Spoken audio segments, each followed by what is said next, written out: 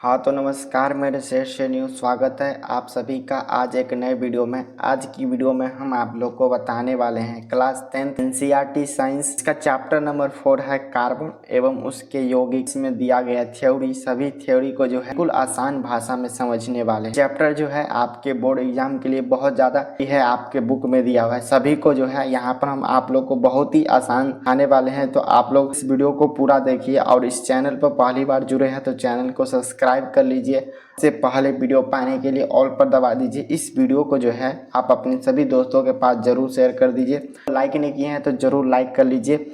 आप लोग के अंदर जो भी डाउट हो जाता है जरूर कमेंट बॉक्स में लिखिए। अगर आप लोग इससे पीछे चैप्टर 1 साइंस के नहीं देखें, यानी केमिस्ट्री के चैप्टर 1, चैप्टर 2 साइंस के चैप्टर, इससे पीछे जो भी वीडियो अगर आप लोग नहीं देखे हैं तो उसका लिंक जो है डिस्क्रिप्शन बॉक्स में दे देंगे, आप सभी दोस्तों वहां से देख सकते हैं। सबसे पहले कार्बन के बारे में हम जो है सबसे पहले जानने वाले हैं। कार्बन क्या होता है, कार्बन की यह धातु है कि अधातु है, इसका प्रतीक क्या है, इसकी परमाणु संख्या क्या है, इसका द्रव्यमान क्रमांक कितना होता है, इसका परमाणु द्रव्यमान कितना होता है कार्बन का, इसका इलेक्ट्रॉनिक विन्यास कितना होता है, इसकी संयोजकता कितनी होती है, सभी पॉइंट के बारे में बहुत ही डिटेल से जानने वाले हैं। तो यहाँ पर देख सकते हैं हमारा जो है सबसे पहले हम कार्बन के बारे में जो भी इम्पोर्टेंट पॉइंट है उसको देखने वाले हैं। तो यहाँ पर देखेंगे कार्बन जो है एक प्रकार के क्या है तो अधातु है। आपके ऑब्जेक्टिव में बन सकते हैं कार्बन क्या है, दे दिया जाएगा ऑप्शन ए धातु, बी बोला जा रहा है अधातु, सी बोलेगा मिश्र धातु और ऑप्शन नंबर डी बोला जाए इनमें से कोई नहीं।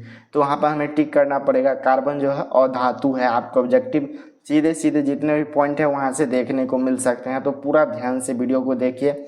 दूसरा पूछा जाएगा कार्बन, यानी कार्बन की इसकी प्रतीक क्या होता है, यानी कार्बन की जो है किस नाम से हम कैसे जानेंगे, तो कार्बन को जो है सी के नाम से दर्शाया जाता है। कार्बन मानी सी इसका प्रतीक होता है। आप फिर ऑब्जेक्टिव बन सकते हैं आपके बोर्ड एग्जाम में, परमाणु संख्या कितनी होती है कार्बन के, तो आप सभी दोस्तों को बताना है कार्बन की परमाणु संख्या। ये जो आप परमाणु संख्या याद करेंगे तो ये 6 नंबर पर होता है, तो इसकी परमाणु संख्या कितना हो जाएगा कार्बन का, तो 6 हो जाएगा, आपके ऑब्जेक्टिव में बनेंगे। फिर हमारा पूछा जाता है कार्बन के द्रव्यमान क्रमांक कितना होता है, तो कार्बन के जो है द्रव्यमान क्रमांक यानी संख्या कितनी हो जाएगी, तो 12 यानी 12 हो जाएगा।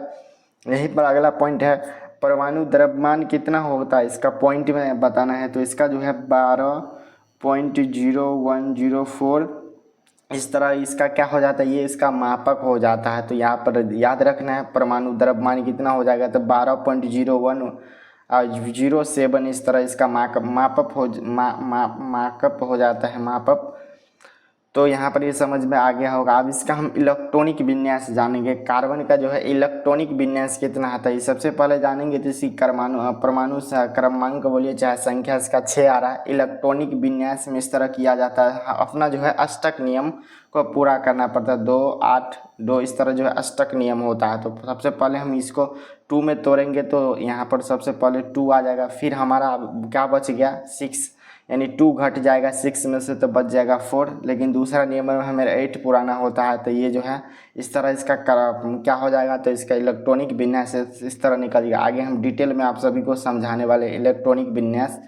फिर उसके बाद जो है 2 और 4 जो है इसका क्या हो गया इलेक्ट्रॉनिक विन्यास हो गया। ये जो हमारा लास्ट वाला जो निकल के आएगा ये क्या हो जाता है, तो संयोजकता हो जाएगा।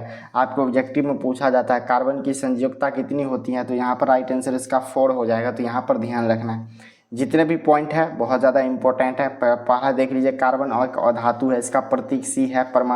कार्बन का परमाणु संख्या 6 होता है। फिर देखेंगे जो है कार्बन का इलेक्ट्रॉनिक विन्यास कितना होता है, तो 2 और 4 होगा। यहीं पर इसकी संयोजकता पूछा जाएगा तो 4 होगा। जितने भी पॉइंट लास्ट में बताए उसको ध्यान रखना है, आपके ऑब्जेक्टिव बने हैं इस तरह।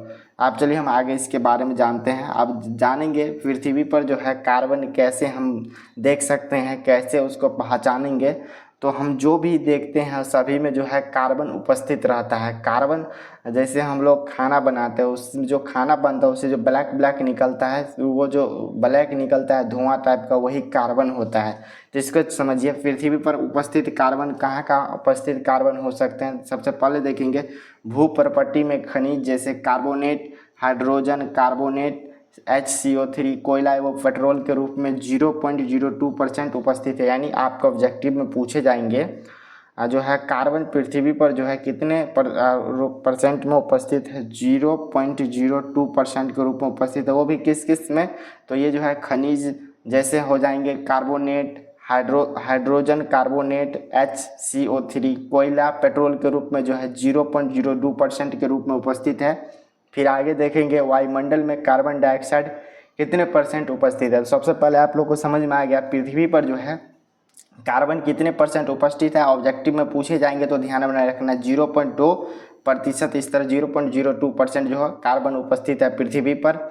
फिर और देख सकते हैं, और हम जो गैस है उसके बारे में भी जानेंगे। वायुमंडल में उपस्थित कार्बन डाइऑक्साइड कितने परसेंट हो जाएंगे, तो कार्बन डाइऑक्साइड यानी CO2 आपके ऑब्जेक्टिव में पूछे जाएंगे कितने परसेंट रूप में उपस्थित है पृथ्वी पर, तो 0.03% के रूप में जो है ये हमारे पृथ्वी में उपस्थित है। यहीं पर N मतलब नाइट्रोजन जो है, नाइट्रोजन गैस, ये जो है पृथ्वी पर कितने प्रतिशत में उपस्थित है, यानी जो है 78% के रूप में जो है कार्बन डाइऑक्साइड गैस उपस्थित है। यहीं पर ऑक्सीजन के बारे में जानेंगे तो O2 जिसे हम ऑक्सीजन बोलते हैं, ये जो है 21 यानी 21% के रूप में जो है हमारा कौन सा गैस उपस्थित हो जाएंगे, तो नाइट्रोजन हो जाएगा। C मतलब कार्बन। तो यहाँ पर आप सभी को देख सकते हैं, ये जितने भी गैस लिखे हैं ध्यान में रखना, बहुत ज़्यादा इंपॉर्टेंट, यहाँ से ऑब्जेक्टिव देखने को मिल जाएगा, इसमें से एक ना एक ऑब्जेक्टिव देखने को मिलता ही है। सबसे पहले देख लीजिए कार्बन जो है 0.02% के रूप में उपस्थित है, CO2 0.03% के रूप में उपस्थित है। यहीं पर नाइट्रोजन देखेंगे तो 78% यानी 78% के रूप में जो है नाइट्रोजन गैस पृथ्वी पर उपस्थित है। यहीं पर ऑक्सीजन देखेंगे O2 तो यानी 21 यानी 21% जो है पृथ्वी पर वायु उपस्थित है। अब आगे देखेंगे हमारा जो है भोजन, कपड़े, दवा जो भी होता है, सभी जीव वस्तुएं, पेड़ पौधे व जीव जंतु कार्बन यौगिक के बने होते हैं। यानी पृथ्वी पर जो भी चीज़ हम देखते हैं वो सभी में जो है कार्बन उसके शरीर के अंदर छुपा ही रहता है। मान लो भोजन है, भोजन जब बनता है उसमें भी कार्बन उपस्थित रहता है। जिस जगह कार्बन नहीं होगा तो काम पूरा हो नहीं पाएगा। जो कपड़ा है उसमें भी कार्बन रहता है। जो दवाएं हम लोग मेडिसिन यूज करते हैं उसमें भी कार्बन दिया रहता है। पुस्तक यानी जो भी चीज़ है उसमें भी रहता है। जीव जो भी सजीव निर्जीव जो भी वस्तु है इसमें भी, मनुष्य, सभी में जो है कार्बन उपस्थित होता है। जैसे देख सकते हैं जब मनुष्य का डेड हो जाता है तो उसको जलाया जाता है तो उसमें भी कार्बन रहता है। वस्तुएं जो भी वस्तुएं हैं उस सभी में जलाने, मान सकते हैं कोई भी चेयर, कुर्सी, टेबल जो भी है उसमें भी कार्बन उपस्थित है। जो भी पेड़ पौधा है, छोटा बड़ा पेड़ पौधा, उसमें भी जो है कार्बन की मात्रा उपस्थित रहते हैं। जो भी जीव जंतु है, जो भी जानवर है, उस सभी जीव जंतु के में जो है उसके शरीर में भी जो है कार्बन की मात्रा उपस्थित है। उसके बाद ये कार्बन के यौगिक से बनते हैं। इस तरह जो भी है सभी जो है उसके अंदर कार्बन के यौगिक से ही बनते हैं। तो यहाँ तक आप लोग को कुछ डाउट नहीं हुआ होगा, आप लोग बहुत ही अच्छे तरीके से समझ में आ गया होगा। अब यहाँ पर हम जानने वाले हैं रासायनिक आबंध के प्रकार। ये जो हमारा रासायनिक आबंध है इसके जो है कितने प्रकार हैं। यहाँ पर देखेंगे रासायनिक आबंध के दो प्रकार है, पहला आयनिक आबंध, दूसरा सहसंयोजिक आबंध। अब इसको हम डिटेल में जानने वाले हैं। रासायनिक आबंध क्या होगा, आयनिक आबंध क्या होगा, सहसंयोजिक आबंध क्या होगा। पहले इसकी परिभाषा हम देख लेते हैं। आयनिक आबंध की परिभाषा क्या होगा, इलेक्ट्रॉन के आदान प्रदान से बने आयनिक को आयनिक आबंध कहते हैं। यानी इलेक्ट्रॉन के आदान प्रदान, एक दूसरे के आसपास यानी आदान प्रदान जो भी करेंगे वो आयनिक आबंध कराएंगे। यहाँ पर हम देख सकते हैं एक डायग्राफ लेकर आप लोग को बताए हैं। यहाँ पर सबसे पहले क्या किए हैं, इसमें P मतलब प्रोटॉन हो जाएगा, N मतलब न्यूट्रॉन हो जाएगा और E मतलब क्या हो जाएगा, इलेक्ट्रॉन। तो हमें ध्यान रखना है यहाँ पर, ये जैसे मान लीजिए हमारा ये कोई क्या है आबंध है, इस तरह हमारा आबंध है, इसमें जो है यहाँ पर क्या उपस्थित हो जाएगा, प्रोटॉन उपस्थित है, नाइट्रोजन उपस्थित है, उसके चारों साइड जो घूम रहे हैं ये सभी हमारा क्या होता है, ये इलेक्ट्रॉन यानी E उपस्थित रहता है। तो यहाँ पर जो हम एक उदाहरण लेके आप लोग को समझाएं, N मतलब क्या होता है, N इसकी परमाणु संख्या 11 देखेंगे। N का हिंदी अर्थ हमारा क्या हो जाएगा, तो सोडियम, Na जिसे हम बोलते हैं, तो सोडियम की परमाणु संख्या 11 हो जाएगा। यहीं पर कैल्शियम एक और ले लेते हैं जिसकी परमाणु संख्या कितनी हो जाएगी, तो यहाँ पर 17 हो जाएगा। तो 17 किसकी परमाणु संख्या, आप लोग क्लास 9th में पढ़े होंगे। क्लोरीन यानी Cl मतलब क्लोरीन, Na मतलब क्या हो जाएगा हमारा सोडियम। तो यहाँ पर इसकी दोनों की परमाणु संख्या, एक का हमारा Na का परमाणु संख्या 11 और Cl का मतलब कितना हो जाएगा 17। तो इस दोनों को हम क्या करेंगे, यहाँ पर इलेक्ट्रॉनिक विन्यास करेंगे तो हमें पता चलेगा। तो यहाँ पर देख लीजिए हम यहाँ पर क्या हो जाएगा Na, ये भी हमारा कितना परसेंट रूप 11 है इसकी, इसका हम न्यूट्रॉन निकालेंगे तो न्यूट्रॉन भी 11 है, प्रोटॉन भी हमारा कितना हो जाएगा 11 हो जाएगा, और इलेक्ट्रॉन भी हमारा कितना होगा 11 होगा इस तरह। अब इसका हम क्या करेंगे, इलेक्ट्रॉनिक विन्यास में तोड़ेंगे तो हमारा कैसे 11 दिया हुआ है तो हमें अष्टक नियम अपना पूरा करना पड़ता है, तो 2 8 8 2 इस तरह जो है हमारा अष्टक नियम होता है, इसको पूरा करना होता। तो 11 का देखेंगे तो हमारा जो है इसमें 2 आ जाएगा। फिर इसका देखेंगे दूसरा, तो यहाँ पर क्या हो जाएगा 11 में से 2 चला गया तो अब 9 बचा। अब हमारा दूसरा अष्टक नियम में कहा जाता है 8 पुराना है, तो यहाँ पर 9 में से 8 घटा देंगे तो हमारा ये हो जाएगा दूसरा। अब बच जाएगा सिर्फ 1 बच जाएगा। तो इस तरह जो है हमारा क्या होगा इसका Na यानी सोडियम की जो है इलेक्ट्रॉनिक विन्यास की है तो 2 8 1 आ जाता है। यहाँ पर एक और धातु हमारा क्लोरीन है, इसका इलेक्ट्रॉनिक विन्यास करेंगे तो सभी जितने भी है सभी में जो है अष्टक नियम अपना पूरा करेगा। 2 8 8 2 इस तरह जो है अष्टक नियम को पूरा करेगा। तो इसमें भी निकालेंगे तो सबसे पहले हमारा क्या हो जाएगा, इसमें निकालेंगे तो सबसे पहले ये 2 हमारा आ जाएगा, फिर इसको निकालेंगे तो हमारा 8 आ जाएगा। अब 8 2 10 हो जाएगा, अब बचेगा कितना 7 हो, इस तरह हमारा 17 आ गया। तो इसका इलेक्ट्रॉनिक विन्यास 2 8 1 यानी 11 का इलेक्ट्रॉनिक विन्यास 2 8 1, और यहाँ पर क्लोरीन यानी 17 का इलेक्ट्रॉनिक विन्यास 2 8 7 इस तरह हमारा आ रहा है। अब इसमें क्या करेंगे, इसमें क्या किया जा रहा है, आयनिक आबंध में हम बताएं ये जो है आदान प्रदान कर लेंगे, ये जो है अपना अष्टक नियम को पूरा करेंगे। ये जो है हमारा Na11 जो है ये हमारा सोडियम, ये जो है पहला ये अष्टक नियम 2 8 एक इसमें एक्स्ट्रा है, और क्लोरीन में देखेंगे तो इसमें से 1 घटा हुआ है। तो ये क्या करेगा, ये जो है अपना जो आयन है उसको क्या कर देंगे, प्रदान कर लेंगे। तो ये जो है अपना अष्टक नियम पूरा कर लेगा, 2 8 8 इस तरह जो है अपना अष्टक नियम पूरा कर लेगा। जो यहाँ से लेगा वो हमारा क्या हो जाता है धन आयन, यानी वो देने वाला दाता जो है वो उसके ऊपर प्लस का चिन्ह लिया जाता है। जो कर्ज लेगा तो वो क्या हो जाएगा, उसके ऊपर माइनस का चिन्ह लग जाता है। तो यहाँ पर लिखे हैं, देख सकते हैं यहाँ पर इसका निकाले थे 2 8 11 निकला था, और क्लोरीन का निकाले थे तो 2 8 7 इस तरह निकला था। तो ये क्या किया इस तरह, ये जो अपना एक आयन था ये क्या किया, इसको दे दिया। तो यहाँ पर ये 8 अपना पूरा कर लिया, और ये लेने वाला है तो यहाँ पर Cl जो है ये माइनस में आ गया, और ये हमारा प्लस ये दाता है तो ये दिए तो Na प्लस आ गया। तो यहाँ पर आप सभी को इस क्वेश्चन का समझ में आ गया होगा। इसमें आयनिक आबंध क्या होता है, तो इलेक्ट्रॉन के आदान प्रदान से बने आयनिक यौगिक को जो है आयनिक आबंध के नाम से जानते हैं। तो यहाँ पर आप लोग समझ गए होंगे। आप चलिए हम दूसरा को समझते हैं।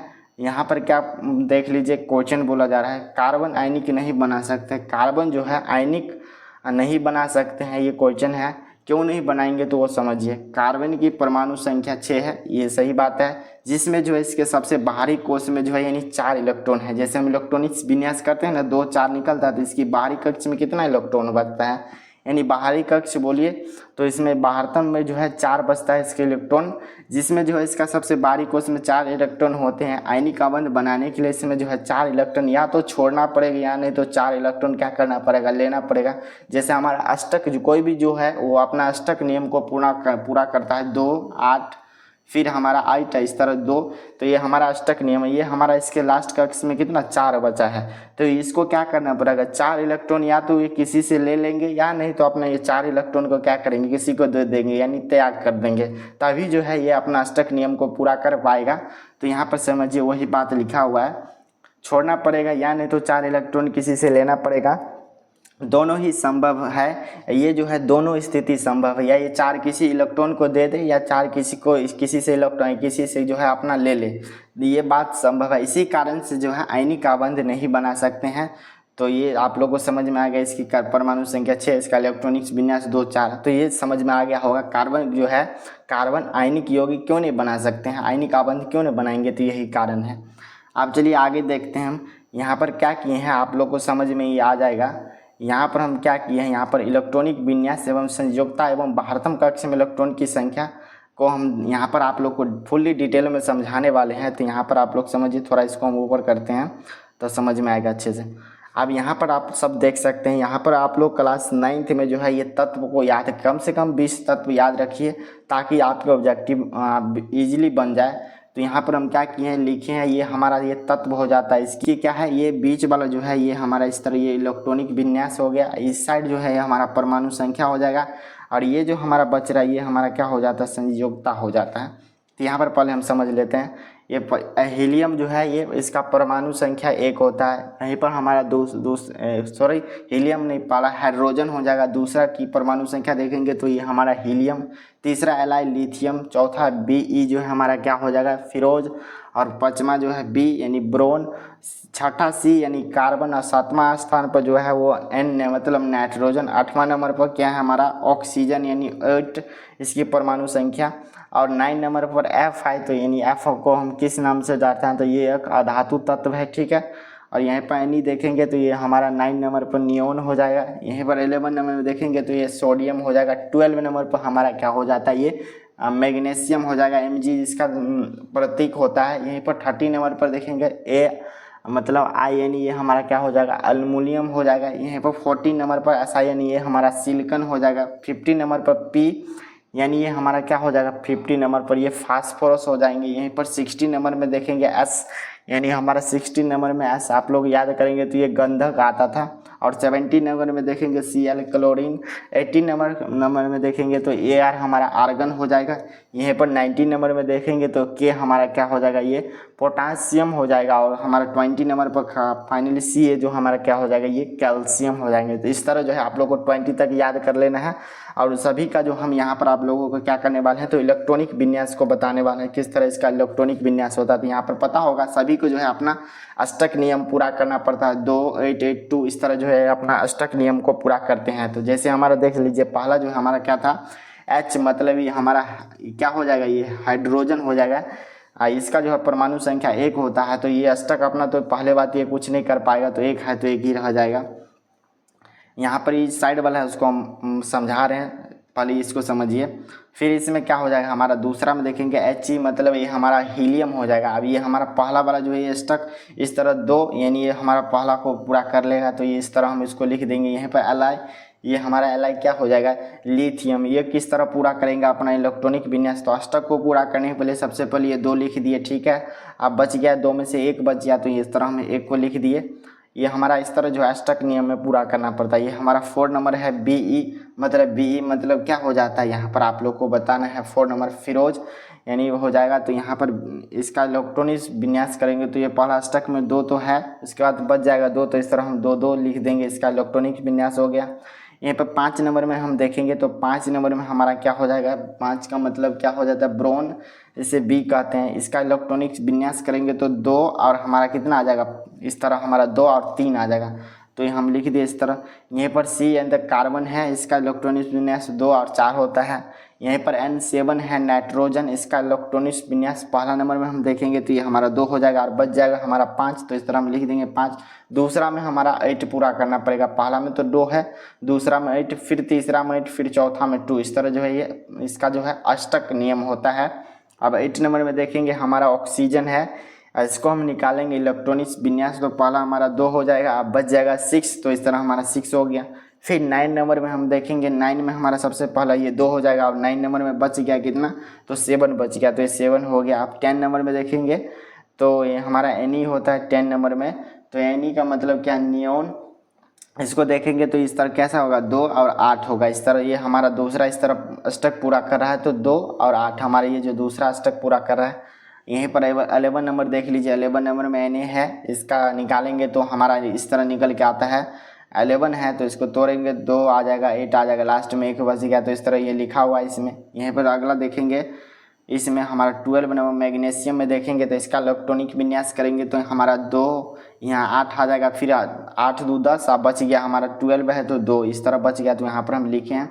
यहीं पर 13 नंबर देखेंगे A यानी क्या दिया Ai यानी 13 नंबर हमारा अमोनियम हो जाएगा, ठीक है। इसका इलेक्ट्रॉनिक विन्यास करेंगे तो हमारा 2 8 8 2 10 3 13 इस तरह हो रहा है। यहीं पर 14 नंबर देखेंगे तो इसका हमारा क्या हो रहा है 2 8 2 10 यानी 10 और 4 14 हो रहा है, तो ये हमारा हो गया। यहीं पर 15 नंबर देखेंगे तो इसका निकालेंगे तो 8 2 10 5 15 हो रहा है 15, तो इस तरह इस सभी का इलेक्ट्रॉनिक विन्यास है। यहाँ पर आप लोग समझ सकते हैं। 16 नंबर है S, यहाँ पर देखेंगे तो 2 8 और 6 इसका इलेक्ट्रॉनिक विन्यास तोड़ेंगे तो हमारा 8 2 10 हो जाएगा, और तीसरा लास्ट में हमारा 6 बच रहा है, तो 16 के लिए 6, तो ये हो गया। यहीं पर 17 नंबर देखेंगे Cl यानी जो हमारा क्या हो जाएगा क्लोरीन, इसका इलेक्ट्रॉनिक विन्यास देखेंगे तो 2 8 और 7 हो जाएगा।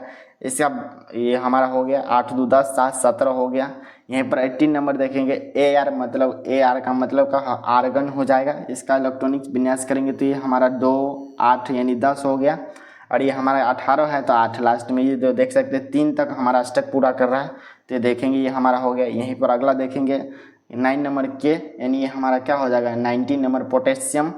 तो इसका इलेक्ट्रॉनिक विन्यास करेंगे तो 2 8 8 और 1 इस तरह हमारा हो रहा है। यहीं पर 20 नंबर देखेंगे तो इसको जोड़ भी लीजिए उतना आना चाहिए। तो 8 2 10 हो गया, 8 18 1 19 हो गया। यहीं पर 20 नंबर हम देखेंगे K, यानी हमारा क्या हो जाएगा 20 कैल्शियम। इसका इलेक्ट्रॉनिक विन्यास करेंगे तो 2 8 8 2 इस तरह जोड़ेंगे तो 8 2 10 8 18 2 20 इस तरह जो है इसका इलेक्ट्रॉनिक विन्यास हो गई। जितना है आप लोगों को समझ में आ गया किस तरह इलेक्ट्रॉनिक विन्यास को निकाला जाता है। ये अष्टक को पूरा करने के लिए हम इलेक्ट्रॉनिक विन्यास करते हैं। जैसे मान लीजिए हमारा 21 में, मान लीजिए 21 है 22 है, तो मान लीजिए 21 है, इसको हम इस सूत्र पर तोड़ेंगे इस तरह हमारा निकले के आ जाएगा। जैसे तोड़ना है उस तरह निकल के आ गया। ये देखेंगे ये हमारा क्या हो जाता है संयोजकता हो जाता है। अब संयोजकता निकालने के लिए क्या होता है यहाँ पर समझिए। संयोजकता मतलब जैसे मान लीजिए किसी की परमाणु संख्या 1 है 2 है 3 है और 4 है, इस तरह आ रहा है तो इसकी संयोजकता भी उतना हो जाएगा। 1 होगा 2 होगा 3 होगा और 4 होगा। इस तरह 4 तक की यानी 4 हो रहा है। और इससे ऊपर यानी 5 से ऊपर यानी 4 से ऊपर जो भी आ जाता है तब क्या करते हैं, ये हमारा अष्टक जो होता है इसमें से क्या करते हैं 8 - x इस तरह हम घटा लेते हैं। तो मान लीजिए इसमें अब हम देखना है कोई क्वेश्चन है देख लीजिए जिसमें संयुक्ता इस तरह देखेंगे। इससे अब ये इसमें एक और चीज़ समझ लीजिए, आपके ऑब्जेक्टिव बनते हैं इससे भी बनते हैं। ये जो हमारा बाहरतम कक्ष ये देखेंगे 1 का तो नहीं, 2 का नहीं, 3 का नहीं, 3 नंबर में देखेंगे तो इसकी बाहरतम कक्ष में कितने बच रहे हैं तो 1। यहाँ पर 4 नंबर में देखेंगे तो इसकी बाहरतम कक्ष में 2। यहाँ पर 5 नंबर का देखेंगे तो बी का जो है बाहरतम कक्ष में कितना इलेक्ट्रॉन बच रहा है 3। यहाँ पर 6 नंबर में देखेंगे तो हमारा कार्बन यानी सी का जो है इलेक्ट्रॉनिक विन्यास करेंगे तो इसकी बाहरतम कक्षा में कितना इलेक्ट्रॉन बच रहा है 4। यहीं पर इसका देखेंगे 7 नंबर, इसकी इलेक्ट्रॉनिक विन्यास करते हैं एन का मतलब ये बाहरतम कक्ष में ये 5 बच रहा है। एवं ओ का देखेंगे तो लास्ट में हमारा कितना बच रहा है 6 बच रहा है। इसका बाहरतम कक्ष में इलेक्ट्रॉनिक विन्यास करेंगे तो बाहरतम कक्ष यानी बाहरी कक्ष में 6। यहीं पर 19 नंबर यानी एफ का देखेंगे तो इसकी बाहरतम कक्ष में 7। यहीं पर एन का देखेंगे नियोन का मतलब 10 नंबर, इसकी बाहरतम कक्ष में कितना इलेक्ट्रॉन 8 इलेक्ट्रॉन। यहीं पर अगला देखेंगे एन ए मतलब हमारा क्या हो जाएगा, इसकी बाहरतम कक्ष में देखेंगे तो 1 इलेक्ट्रॉन बच रहा है। यहाँ पर अगला देखेंगे मैग्नीशियम, इसकी बाहरतम कक्ष में 2 है। AI का मतलब 3 है, इसकी बाहरतम कक्ष है। SI का मतलब 4 है, इसकी बाहरतम कक्ष में इलेक्ट्रॉन बच रहा है। P का जो देखेंगे बाहरतम कक्ष में 5 इलेक्ट्रॉन बच रहा है। यहीं पर 16 की बाहरतम कक्ष में हमारा 6 इलेक्ट्रॉन बच रहा है। यहाँ पर 17 की बाहरतम कक्ष में हमारा 7 इलेक्ट्रॉन बच रहा है। यहाँ पर 18 यानी AR की देखेंगे तो बाहरतम कक्ष में 8 इलेक्ट्रॉन बच रहा है। यहीं पर K का देखेंगे तो इसकी बाहरतम कक्ष में 8 इलेक्ट्रॉन है। यहीं पर 20 देखेंगे CA, इसकी बाहरतम कक्ष में कितना इलेक्ट्रॉन है 2 इलेक्ट्रॉन है। तो यही देखना है इसकी बाहरतम जो हमारा कक्ष है उसमें जो है 4 से ऊपर है, यानी 4 से अगर ऊपर आ जाता है 5 से यानी 4 5 6 7 8 इस तरह जो भी इससे बाहर आ जाता है तो इसमें हमें क्या करना पड़ेगा, यहाँ पर 8 लेंगे और जो इससे बाहर ज़्यादा आ रहा है 8 में से हम उसको घटा लेंगे। जैसे यहाँ पर देखेंगे किसी का यहाँ 1 2 3 4 इसकी बाहरतम कक्ष तो 4 तक ठीक है। यह देख लेंगे 7 नंबर N कम नाइट्रोजन के देखेंगे इसका इलेक्ट्रॉनिक विन्यास 2 और 5 इस तरह आ रहा है। इसकी बाहरतम कक्ष देखेंगे तो 5 इलेक्ट्रॉन बच रहा है, ठीक है। इसकी बाहरतम कक्ष में 5 बढ़ा है तो हमें क्या करेंगे 8 में से हम 5 घटा देंगे, इसका 3 निकल के आ गया। यानी इसकी संयोजकता देख सकते हैं यहाँ पर 3 लिखा गया। इस साइड वाले जो भी है ये हमारा जो है सभी का संयोजकता हो जाएगा। तो यहाँ पर ध्यान रखना है, आपके ऑब्जेक्टिव में पूछा जाएगा। N जो है H मतलब ये हाइड्रोजन ये एक अपवाद है तो यहाँ पर इसको ध्यान नहीं देना है। ये इसके बाहरतम कक्ष में 1 ये अपवाद में है, इसको ध्यान रखिए। दूसरा हमारा He देखेंगे, इसकी देखेंगे तो इसकी बाहरतम कक्ष में कुछ नहीं है तो 0 दिया हुआ है। यहीं पर Li का देखेंगे इसकी बाहरतम कक्ष में 1 तो इसका संयोजकता कितना हो जाएगा 1 हो जाएगा। यहीं पर B देखेंगे तो इसकी बाहरतम कक्ष में 2 है तो इसकी संयोजकता भी 2 हो जाएगा। यहीं पर B देखेंगे तो इसकी बाहरतम कक्ष में 3 इलेक्ट्रॉन यानी 3 है बाहरतम कक्ष में तो इसकी संयोजकता कितनी हो जाएगी 3। और यहीं पर C कार्बन के देखेंगे बाहरतम कक्ष में 4 है तो इसका जो है संयोजकता 4 हो जाएगा। यहीं पर इसी तरह समझते जाना है। 7 का देखेंगे N मतलब नाइट्रोजन, इसकी बाहरतम कक्ष में 5 है तो अभी क्या करना है, जिस 4 से ऊपर जो भी आ जाए, जैसे 8 में से उसको उसमें से घटा लेना। 4 इसके बारहतम कक्ष में 5 है, इसको घटा लीजिए तो 3 हमारा इस तरह निकल के आता। तो यहाँ पर लिखा गया इसकी पूछा जाएगा आपके ऑब्जेक्टिव में, बताना है नाइट्रोजन की जो है 7 नंबर है, इसमें बताना है नाइट्रोजन की जो है परमाणु संयोजकता कितनी होगी, तो 3 होगा, इस तरह ध्यान में रखना है। और 8 नंबर देखेंगे ऑक्सीजन, इसकी बारहतम कक्ष में कितनी है, 6 है। तो क्या करना है, कुछ नहीं करना है, बस आपको क्या करना है, उसमें से घटा देना है। 6 घटा देंगे तो हमारा 2 हो गया। तो यहाँ पर देख सकते हैं लिखा हुआ है 2। यहीं पर 9 नंबर में देखेंगे तो यहाँ पर क्या हो जाएगा एफ, ये 7, इसमें से 7 घटाएंगे तो 1 दे दिया। 8 में से 7 जाएगा तो 1। यहाँ पर 10 नंबर में देखेंगे तो यहाँ पर 8 बचा है, तो 8 में से 8 मान लीजिए 8 में से 8 जाएगा तो 0 बचेगा। इसकी बारहतम कक्ष में कितना हो जाएगा, एनीनियन की बारहतम कक्ष में कितने हो जाएंगे, तो यहाँ पर 0 हो जाएगा उसका। यहीं पर इस तरह सबको यहाँ पर सेम उसी तरह किया हुआ है, जैसे जितना रहेगा उसमें से अगर 4 से ऊपर आ रहा है कोई भी संख्या, मान लीजिए हमारा 5 आ जाए, 6 आ जाए, 7 आ जाए, 8 आ जाए, 9 आ जाए, 8 तक ही जाना है, उससे ज़्यादा नहीं। जितना आ जाए उसमें से घटा के ये साज वाला को हमें निकालने का, तो यही संयोजकता हो जाते हैं। संयोजकता तो यहाँ पर ये समझ में आ गया होगा आप लोगों को। तो इलेक्ट्रॉनिक विन्यास, इसकी का संख्या, इसका इलेक्ट्रॉनिक विन्यास, इसकी संयोजकता, इसका जो है नंबर है, इसके सभी को बहुत ही यहाँ पर ध्यान से देखिए। यहाँ से ऑब्जेक्टिव बनते हैं आपके बोर्ड एग्जाम में, तो यहाँ पर ध्यान रखना है। अब चलिए हम आगे आप लोग को बताने वाले हैं। यहीं पर एक आबंध जो है, इसका जो है संरचना बिंदु किस तरह हम निकालते हैं, इसकी देखेंगे, इसका सूत्र देखेंगे तो हमारा सूत्र जो है कुछ इस प्रकार है, C2H6 है। इसे हम एथेन बोलते हैं। इसकी बिंदु संरचना निकालना होगा, तो इसको हम क्या करेंगे, सबसे पहले हमारा 6 2 गो है, तो यहाँ पर हम क्या करेंगे, 2 गो C लिख लेंगे। चलिए हम इसको छोटा करते हैं थोड़ा, 2 गो हम C लिख देंगे। इस तरह हम 2 गो C लिख दिए, इस तरह 2 गो C लिख दिए। अब देखेंगे हाइड्रोजन कितना दिया हुआ, 6 गो हाइड्रोजन है, तो इस तरह हम लिख लेंगे। 1 गो हाइड्रोजन हो गया, इसमें हमारा 1 गो हाइड्रोजन, 2 गो हाइड्रोजन, यहाँ पर 3 गो हाइड्रोजन, यहाँ पर 4 गो हाइड्रोजन, यहाँ पर 5 गो हाइड्रोजन, यहाँ पर 6 गो हाइड्रोजन। इस तरह क्या करना है, सजा के लिख देना। तो एथेन का जो है संरचना सूत्र इस तरह हो गया। अगर 2 मार्क्स में पूछे जाते हैं तो 2 मार्क्स आपको मिल जाएगा, इस तरह कर देंगे तो 2 मार्क्स मिल जाएगा। यहीं पर एथेन के संरचना सूत्र पूछे जाएंगे तो यहाँ पर क्या मतलब एकल बॉन्ड डबल, ये सभी आगे आप लोग समझेंगे। यहाँ पर समझ लीजिए, इसको हम इस तरह बना सकते हैं। 2 गो C है, तो यहाँ पर हम क्या किए, 1 गो C यहाँ पर लिख दिए। यहाँ पर डबल बॉन्ड बन रहा है तो डबल बॉन्ड कर लेंगे। यहाँ पर हाइड्रोजन कितना है, 6 गो है, तो यहाँ पर 1 गो हाइड्रोजन, यहाँ 2 गो हमारा हाइड्रोजन हो जाएगा। ये हमारा 3 गो हाइड्रोजन, यहाँ पर 4 गो हाइड्रोजन। इसका मतलब क्या, 2 गो हाइड्रोजन छुपा हुआ है। तो इस तरह जो है इसकी क्या कर लेंगे, तो संरचना बिंदु निकाल लेंगे। तो ये भी आप लोगों को समझ में आ गया होगा। अब चलिए हम आगे देखते हैं। हमारा दूसरा नंबर जो था, पहले में तो हमारा क्या था, यहाँ पर देख सकते हैं, ये पहले में हम क्या किए थे, आयनिक आबंध लिए थे। इसके 2 प्रकार है ना, रासायनिक आबंध के 2 प्रकार है। तो इसमें पहला आयनिक आबंध, दूसरा को हम देखते हैं। दूसरा हमारा क्या है, तो दूसरा हमारा सहसंयोजिक आबंध हो जाते हैं। अब इसको हमें समझना है बहुत ही अच्छे तरीके से, इस तरह लिखना है। सहसंयोजिक आबंध किसे कहते हैं, आपके सब्जेक्टिव में पूछे जाते हैं 2 मार्क्स में, तो ध्यान रखना है। चलिए देखेंगे, 2 परमाणुओं के बीच परस्पर इलेक्ट्रॉन की साझेदारी के द्वारा बने रासायनिक आबंध कहलाते हैं। ये 3 प्रकार के होते हैं। यहाँ पर इसको समझिए बहुत ही अच्छे तरीके से।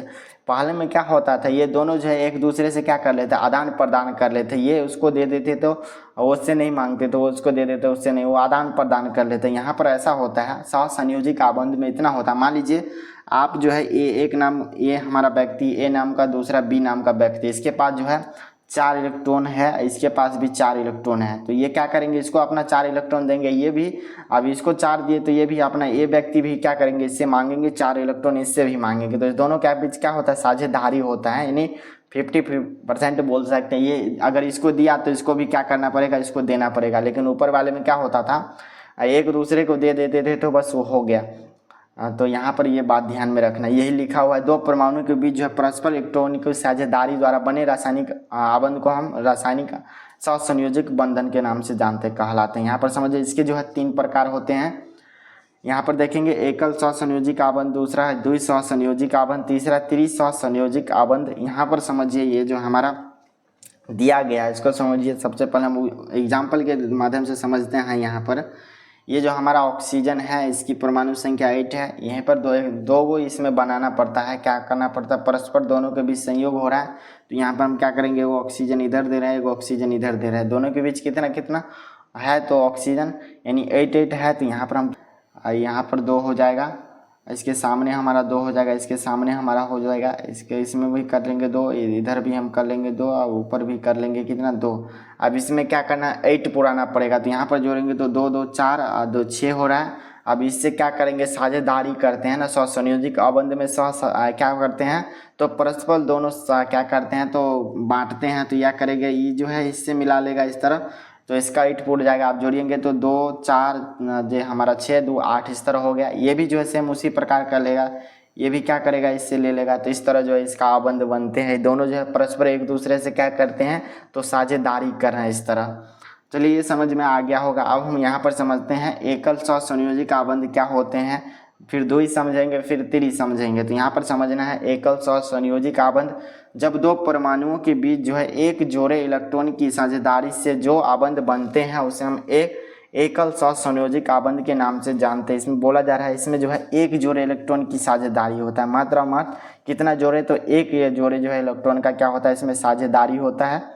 यहाँ पर समझेंगे एग्जाम्पल लिए हैं H2 यानी जो है लिए हैं इसका एग्जाम्पल, तो इसमें 2H जो है एक आबंध बनाते हैं, यानी 2H जो है इसमें 2 H जो है आबंध बनाते हैं एक दूसरे से। यहाँ पर देख सकते हैं इस तरह हम क्या करेंगे, यहाँ पर एगो H लिखेंगे, ये जो है एक ही आबंध दोनों कर रहे हैं तो यहाँ पर एगो लिखेंगे। इसमें H2 2 गो जा रहा है तो ये क्या करेगा एक ये जो है एक बार इससे ले लेगा अपना तो साझेदारी कर लेगा, फिर जो है ये एक बार इससे कर लेगा तो 2 हमारा पूरा जाएगा। इस तरह H2 हमारा हो गया।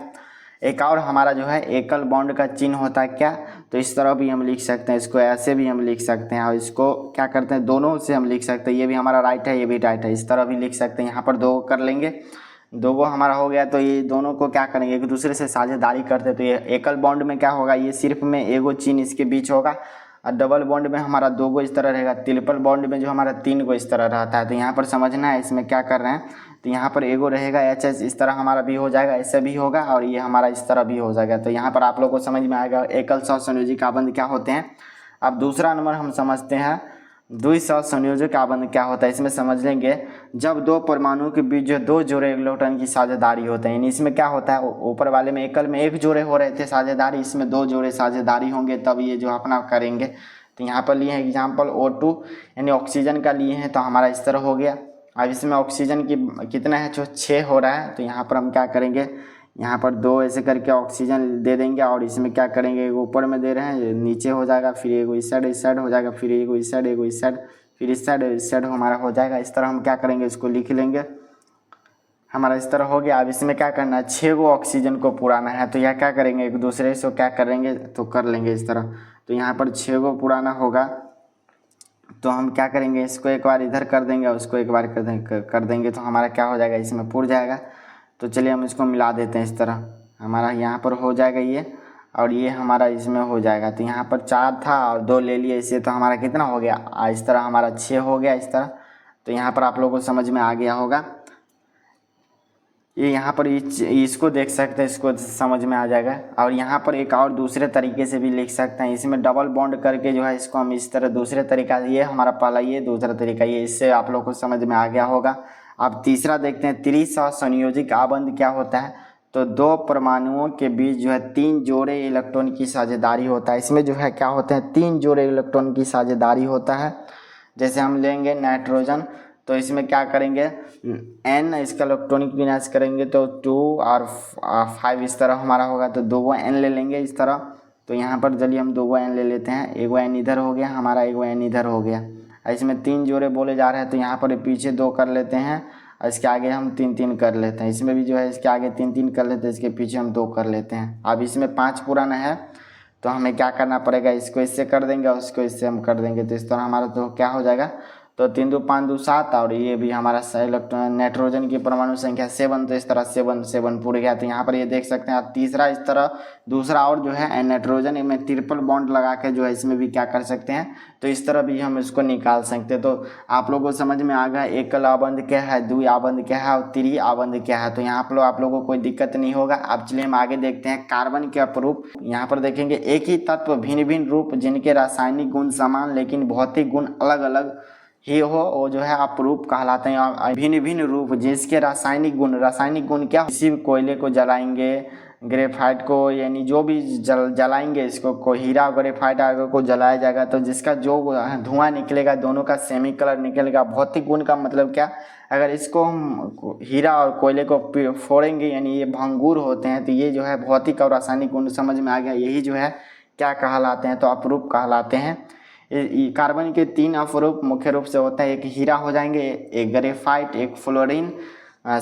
इसको हम डिटेल में समझने वाले। फ्लोरीन जो है बहुत ज़्यादा इंपॉर्टेंट है, वीवीआई है, इसको ध्यान में रखना है। तो चलिए इसको बहुत ही डिटेल में समझते हैं। फिर पहले हम हीरे के बारे में समझेंगे, फिर उसके बाद समझेंगे। पहले देख लेते हैं, आपको सब्जेक्टिव में बनते हैं बोर्ड एग्जाम में, हीरा और जो है ग्रेफाइट में अंतर लिखे तो आप लोग को लिख देना है। नहीं तो पूछा जाएगा हीरा क्या है, वो लिख सकते हैं, ग्रेफाइट क्या है तो इसमें से लिख सकते हैं देख के, कोई दिक्कत नहीं है। तो यहाँ पर समझिए, हीरा जो है एक प्राकृतिक कठोर पदार्थ है। सबसे पहला इसका गुण जो हो जाता है, हीरा जो ये प्राकृतिक पदार्थ है जो कि बहुत ज़्यादा कठोर होता है, इसका पहला गुण।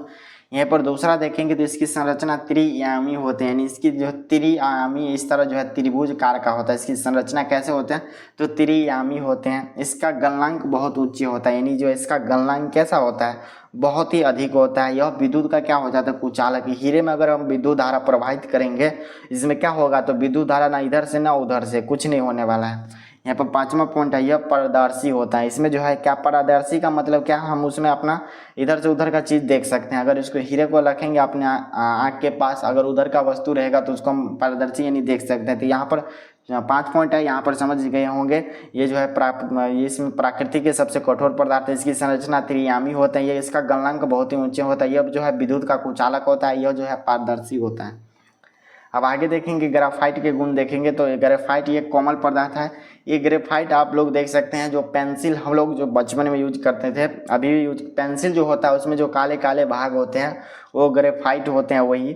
तो वहाँ से आप लोग देख सकते हैं ग्रेफाइट ये कोमल पदार्थ, यानी जो है ये बहुत ज़्यादा कोमल पदार्थ है। इसकी संरचना षष्टकोणीय होते हैं, इस तरह जो हमारा क्या होता है त्रिभुज के, यानी जो है इस ग्रेफाइट इसकी षष्टकोण होते हैं, इस तरह जो होता है कुछ इस तरह षष्टकोण होते हैं। इसका गलनांक हीरे के गलनांक में काफ़ी कम होता है, इसकी गलनांक जो है हीरे से काफ़ी कम होता है। यह जो है विद्युत का सुचालक होता है। अगर इसमें हम जो है इस ग्रेफाइट में अगर विद्युत डालेंगे तो इसमें बिल्कुल क्या हो सकता है, तो इसमें विद्युत आ सकता है, करंट आ सकता है। यह जो अपारदर्शी पदार्थ होते हैं, यानी इसमें हम जो एक दूसरे की वस्तु, इस ओर से उस तरह की वस्तु को नहीं देख सकते हैं। यही जो है ग्रेफाइट के गुण हो गए। अब आप देखते हैं फ्लोरीन के बारे में देखेंगे। फ्लोरीन के पहले डिटेल जान लेते हैं। यह जो है कार्बन का अपरूप है। सबसे पहले जो ये अपरूप है, कार्बन का एक अपरूप है। यह गोलाकार अणुओं के रूप में परस्पर 60 कार्बन के परमाणु से जुड़े रहते हैं, यानी इसमें जो फ्लोरीन रहते हैं इसमें जो है टोटल ये गोलाकार रहते हैं। आप लोग इसको इस तरह जान सकते हैं, जो हमारा फुटबॉल होता है उस तरह होता है, इसमें 60 कार्बन के परमाणु से जुड़े रहते हैं। यह फुटबॉल जैसे गोल होते हैं। इसकी खोज जो है बंक मिंस्टर फूल नामक अमेरिकी वैज्ञानिक ने किए थे, यानी फ्लोरीन का खोज कौन किए थे, तो आपको ऑब्जेक्टिव में पूछे जाएंगे तो यहाँ पर ध्यान देना है। इसका खोज जो है अमेरिका के एक वैज्ञानिक है जिसका नाम क्या है, बक मिंस्टर फूल नामक, जो है फूल के नाम से फ्लोरीन पला है, तो इसी ने इन्होंने जो खोज किया।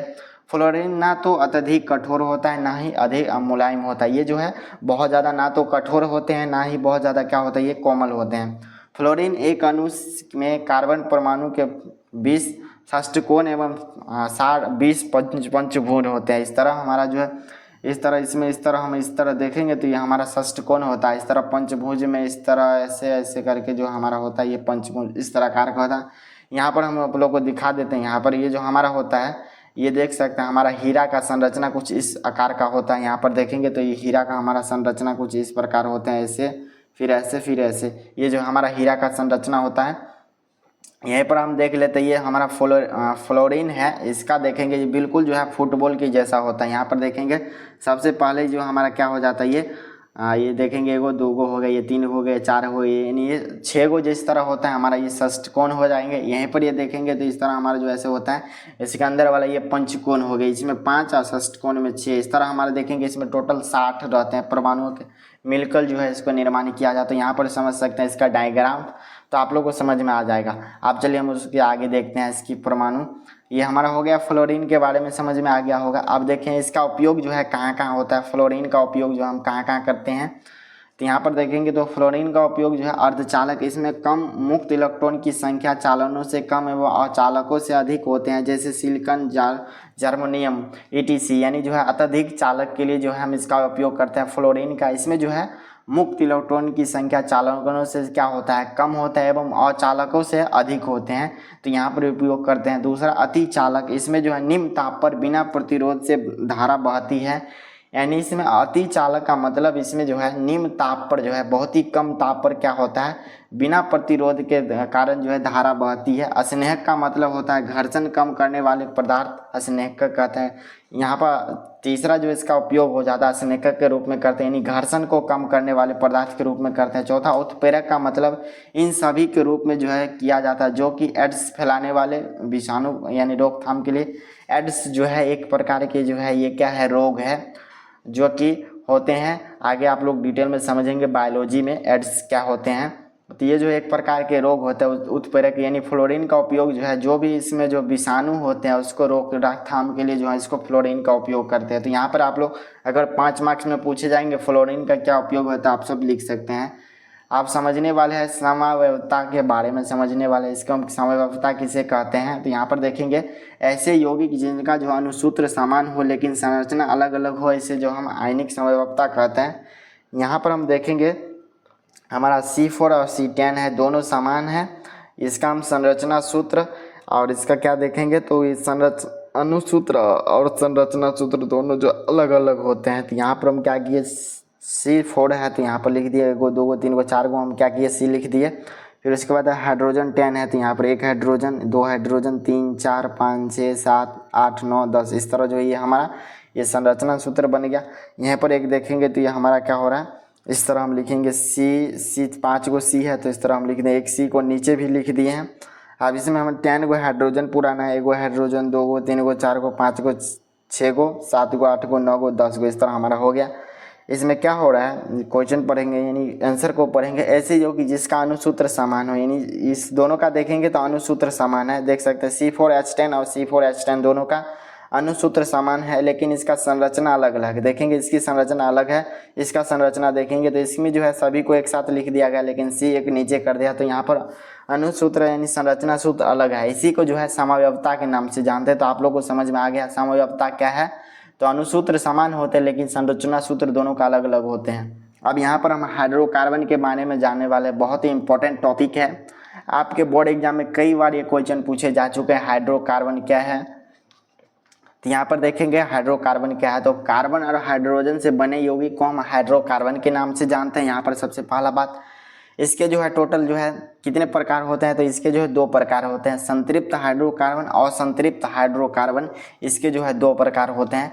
सबसे पहले हाइड्रोकार्बन समझ गए, इसमें कार्बन और हाइड्रोजन दोनों मिल के जो यौगिक का निर्माण करते हैं वही हमारा हाइड्रोकार्बन हो जाता है। इसके मुख्य तो 2 प्रकार होते हैं, ये जो हमारा एक हो जाएगा संतृप्त हाइड्रोकार्बन, एक हमारा असंतृप्त हाइड्रोकार्बन, इस तरह। अब इसके बाद देखेंगे तो संतृप्त हाइड्रोकार्बन के अंतर्गत जो है एल्केन आता है। इसका बॉन्ड देखेंगे तो इस तरह हमारा CC इस तरह एक बॉन्ड होता है इसमें। इसका सूत्र देखेंगे तो CnH2n+2, ये हमारा जो है एल्केन का सूत्र हो जाता है। असंतृप्त हाइड्रोकार्बन टोटल मुख्य तो 2 होते हैं, एक एल्कीन होते हैं, एल्काइन होते हैं। इसका बॉन्ड देखेंगे तो डबल इस तरह हमारा हो जाता है, और इसमें देखेंगे एल्काइन में तो ट्रिपल बॉन्ड हो जाता है इस तरह। इसका सूत्र देखेंगे एल्कीन का तो CnH2n हो जाएंगे, यहीं पे एल्काइन का इसका सूत्र देखेंगे तो CnH2n-2, इस तरह जो है। यहाँ पर ध्यान रखना है, ये जितने भी टॉपिक है बहुत ज़्यादा इंपॉर्टेंट है। सबसे पहले एल्कीन का सूत्र ध्यान में रख लें, एल्काइन और एल्केन का सूत्र को हमें ध्यान में रखना है। अब चलिए हम आगे देखते हैं, यहाँ पर संतृप्त हाइड्रोकार्बन को कैसे निकालते हैं उसको यहाँ पर लिखे गए हैं। यहाँ पर आप सब देख सकते हैं, यहाँ पर देख सकते हैं मेथ, एथ, पॉप, ब्यूटेन, पेंटेन, हेक्स, इस तरह ऑक्सनॉन डेक इस तरह लिखा गया। C1 C2 C4 C5 6 7 6 8 C9 C10 इस तरह लिखा गया। अब संतृप्त हाइड्रोकार्बन के अंतर्गत एल्केन आते हैं, इसका सूत्र होता है CnH2n+2। यहाँ पर जो हम क्या करेंगे, इसका संरचना सूत्र निकालेंगे और इसका नाम लिखाएंगे, एल्केन के अनुसार निकालेंगे। मैथ हो जाते हैं तो इसका जो है ये हमारा C1 हो जाता है। तो यहाँ पर N के जगह पर ये हमारा N है ना, CN प्लस CnH2n प्लस का 2, इसके जगह N के जगह पर 1 रखेंगे। फिर हमारा एथ का निकालेंगे तो 2 रखेंगे, यहीं पर पॉप का निकालेंगे तो 3 लिखेंगे, ब्यूट का निकालेंगे तो 4 रखेंगे, पेंट का निकालेंगे तो C5 रखेंगे। इस तरह हम निकालेंगे। तो यहाँ पर निकाला हुआ है, देख सकते हैं। यहाँ पर क्या किए, C के जगह पर हम N के जगह पर 1 रख लिए, H है तो H2 है तो 2, और N के जगह पर 1 रख लिए, प्लस का 2 है, इसका गुना करेंगे तो हमारा क्या हो जाएगा, 2 को अगर 1 से गुना करेंगे तो इस तरह हमारा 2 को अगर 1 से गुना करेंगे तो हमारा 2 निकल के आ जाएगा, और 2 में 2 जोड़ेंगे तो हमारा 4 निकल के आ जाएगा। तो इस तरह हमारा क्या हो जाएगा, और उसके बाद CH हमारा CH ऐसे हो जाएगा, और 4 है तो CH4, इस तरह हमारा हो गया।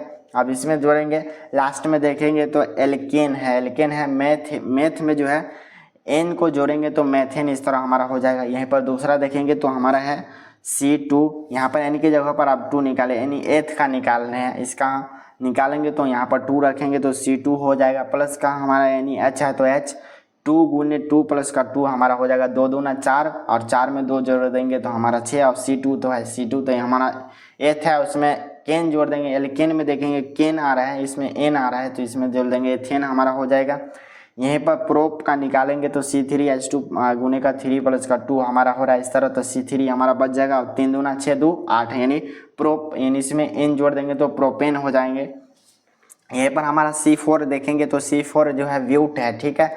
अब B4 यानी की जगह हम 4 सब में रख के देखेंगे तो हमारा C4 तो C4 रह जाएगा, और 2 है तो 2, और 4 से गुना कर देंगे तो 4 दूना 8, और 2 प्लस में है तो 10 हो जाएगा। तो यानी C4H10 ब्यू है, इसको लाएंगे इसमें एल्केन में, इन जोड़ेंगे तो ब्यूटेन हमारा इस तरह आ जाएगा। यहीं पर 5 नंबर देखेंगे C5 है, इसके जगह N की जगह हम 5 रख देंगे तो C5 वैसे है तो C5 हमारा हो जाएगा, और यहीं पर H गुने 5 तो हमारा C5 है, H का 12 ये हमारा हो जाएगा, तो पेन 10। इस तरह आप चाहें तो 10 तक इसको निकाल सकते हैं, 5 तक निकाल के दिखा दिए। आप लोग 6, 7, 8, 9 का निकालेंगे तो इस तरह इसका निकल के आ जाएगा।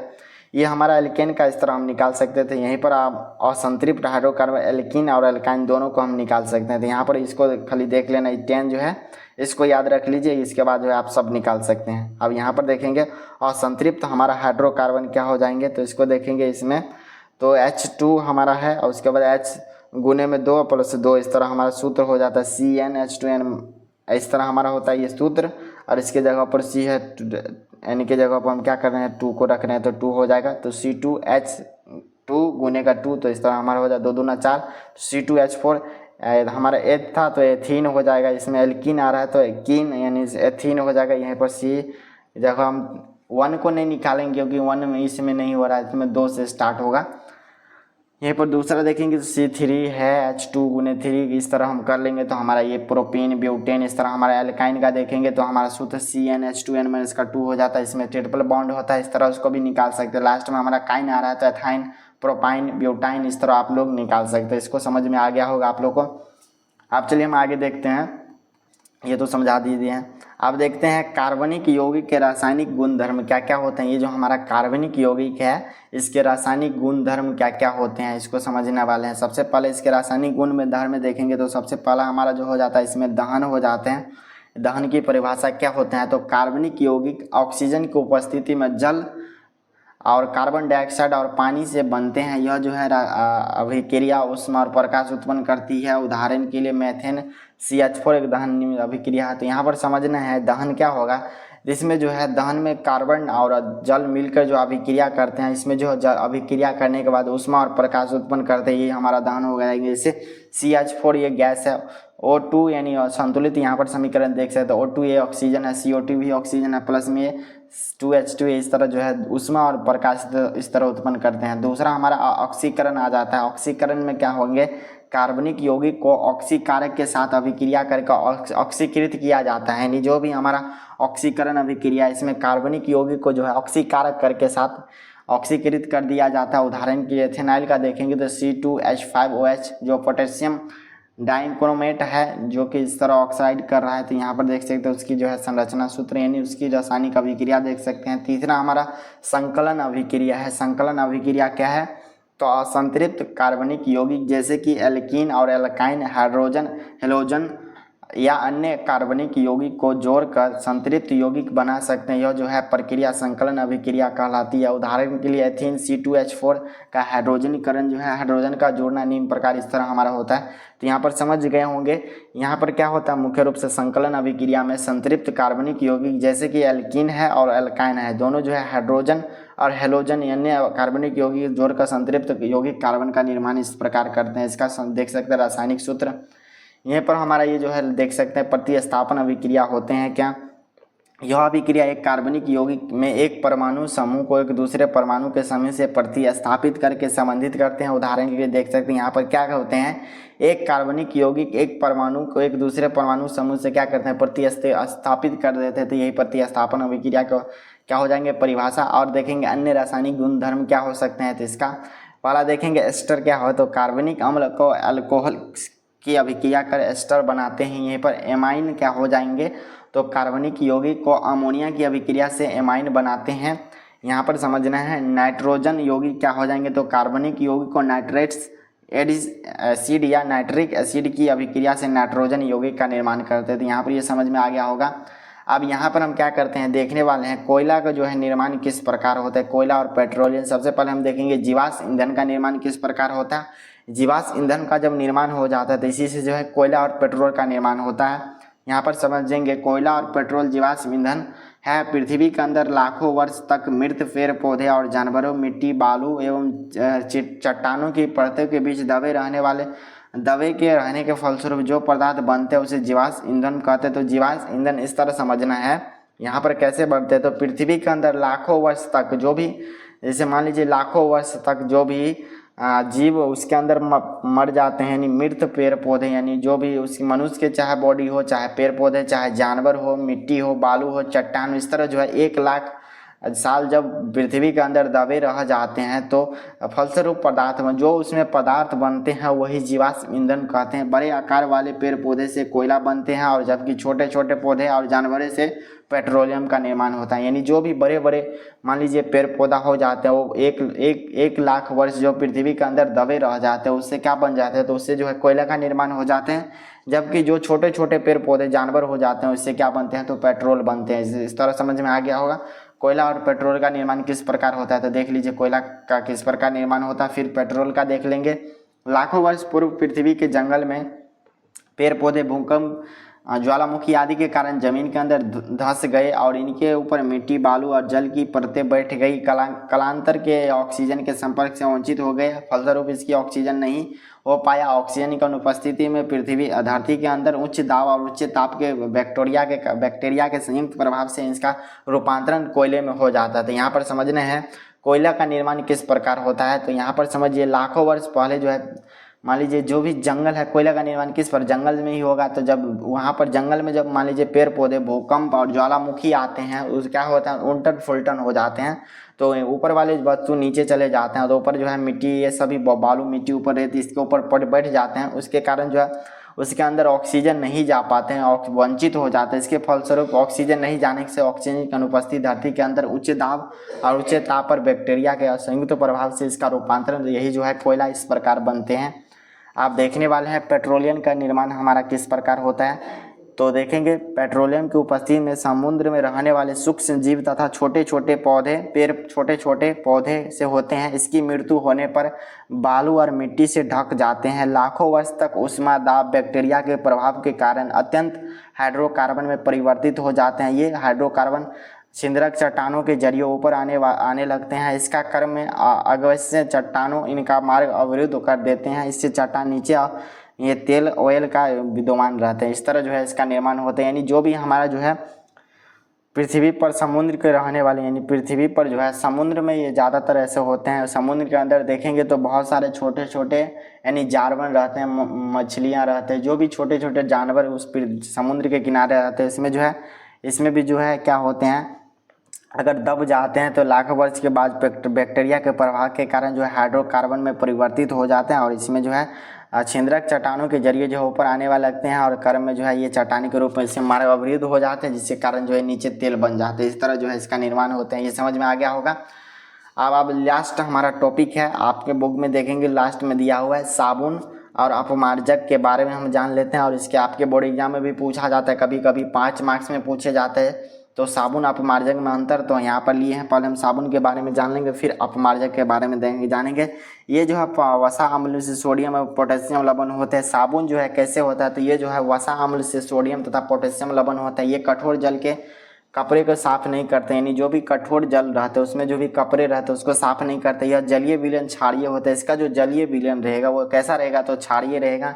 ये जो है तेल युक्त होते हैं जलीय, इनमें सफाई का गुण अपमार्जक की तुलना में कम होता है। ये जो है ये तेलीय होने के कारण भी जो है इसमें जो है अपमार्जन के गुना जो है इसमें कम सफाई होता है। इसका उपयोग जो है कोमल वस्त्र को साफ करने के लिए नहीं किया जा सकता। साबुन का उपयोग जो है इसमें क्या करेंगे, तो कोमल का वस्त्र, जो भी मुलायम कपड़े के कोमल वस्त्र कपड़े के जो है साफ में नहीं कर सकते हैं। यहाँ पर अपमार्जक का देखेंगे तो ये जो है प्राय एल्कोहल बेंजीन सल्फोनिक अम्ल के सोडियम लवण से होते हैं। ये जो है एल्कोहल बेंजीन सल्फोनिक अम्ल के सोडियम लवण से बनते हैं। ये जो है मृदु जल के अतिरिक्त कठोर जल में कपड़े को साफ करते हैं, यानी जो भी मृदु जल होते हैं उसके अतिरिक्त में जो ये कठोर जल में क्या करते हैं, कपड़े को साफ करते हैं। ये इसका जलीय विलयन उदासीन रहता है, यानी जो अपमार्जक का जो है जलीय विलयन उदासीन रहता है। ये तेल रहित होते हैं, इसीलिए इनमें जो है सफाई गुना साबुन की तुलना में अधिक होता है। ये जो है इसमें क्या होता है, तेल उपस्थित नहीं रहते हैं, जिसके कारण जो है ये क्या करते हैं, तो साबुन की अपेक्षा ज़्यादा सफाई करते हैं। इसका उपयोग जो है कोमल वस्त्र को साफ करने के लिए किया जा सकता है। इसमें जो इसका नहीं किया जा सकता है कोमल वस्त्र के रूप में, लेकिन इसका जो है कोमल वस्त्र के रूप में किया जा सकता है। तो यहाँ पर समझ गए साबुन और अपमार्जक में अंतर 5 अंतर लिख जाएंगे तो 5 मार्क्स मिल गए। तो यहाँ पर आप लोग को समझ में आ ही गया होगा। टोटल जो है इस चैप्टर के जो भी थ्योरी थे पूरा यहाँ पर कंप्लीट करवा दिए गए हैं। इसके टोटल 3 वीडियो आते हैं। पहले में हमारा थ्योरी क्लियर होता है, दूसरे में जो भी इंपॉर्टेंट सब्जेक्टिव रहते हैं, तीसरे में हम ऑब्जेक्टिव क्लियर करते हैं। तो यहाँ पर पहला वीडियो कंप्लीट, दूसरा हमारा सब्जेक्टिव, फिर ऑब्जेक्टिव आएगा। तो आप लोग पूरे ध्यान से देखे होंगे। तो आप लोग को यह वीडियो कैसा लगा जरूर कमेंट बॉक्स में लिखिए। चैनल पर पहली बार जुड़े हैं तो चैनल को सब्सक्राइब कर लीजिए। इस वीडियो को जो है अपने सभी दोस्तों के पास जरूर शेयर कर दीजिए। इससे पहले आप लोग चैप्टर 1 रासायनिक अभिक्रिया एवं समीकरण उसको नहीं देखे हैं, इसके थ्योरी ऑब्जेक्टिव सब्जेक्टिव उसको जरूर देख लीजिए। उसका लिंक वीडियो के डिस्क्रिप्शन बॉक्स में मिल जाएगा आप लोग को, यानी तो चैनल के प्ले लिस्ट में देख सकते हैं। यहीं पर हमारा दूसरा हो जाता है अम्ल क्षारक एवं लवण, उसको भी देख सकते हैं, थ्योरी ऑब्जेक्टिव सब्जेक्टिव। यहीं पर हमारा तीसरा चैप्टर है धातु और धातु, उसको भी आप लोग देख सकते हैं।